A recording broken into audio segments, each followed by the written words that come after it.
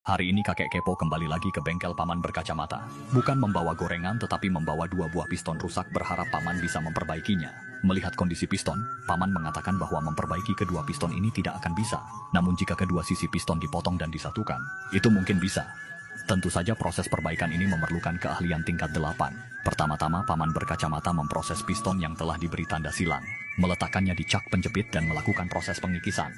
Karena bahan piston umumnya terbuat dari aluminium bukan dari baja, proses pengikisan dan pemotongan bagian yang rusak berjalan sangat cepat, bahkan lebih cepat dari mengurus surat izin usaha. Guna menghindari terpentalnya potongan piston hingga ke negara Konoha, paman yang cerdas menggunakan gergaji besi dalam melakukan pemotongan akhir. Agar dapat menghubungkan dengan bagian lain di proses selanjutnya, maka perlu melakukan pengikisan kembali, menghilangkan bagian dudukan batang pen yang telah terpotong setengah, hingga bagian tersebut rata dengan bagian dinding dalam piston. Meskipun proses pengikisan ini terlihat sederhana, namun paman yang berpengalaman sekalipun tidak bisa lengah. Jika lengah, maka siap-siap ijazah paman akan diungkit oleh Roy.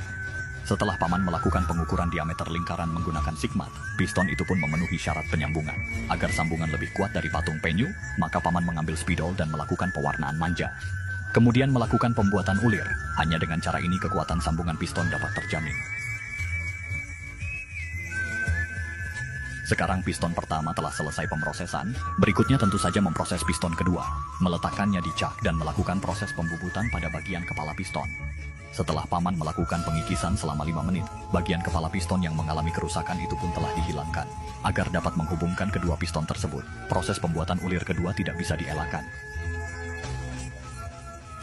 Kemudian mengoleskan cairan lem perekat limited edition yang bisa bertahan hingga 500 derajat dan menggabungkan kedua komponen piston. Agar sambungan tidak terlepas, paman perlu mengencangkan piston tersebut dengan bantuan kunci pipa. Terakhir mengoles piston tersebut dengan amplas. Setelah melalui operasi panjang perbaikan piston pun selesai. Lalu paman memanggil kakek kepo untuk nego jasa perbaikan. Awalnya kakek kepo mengasih 50.000. Paman menolak. Ditambah 75.000 paman kembali menolak. Agar kakek kepo tidak melakukan perbaikan lagi, biaya perbaikan menjadi 150.000.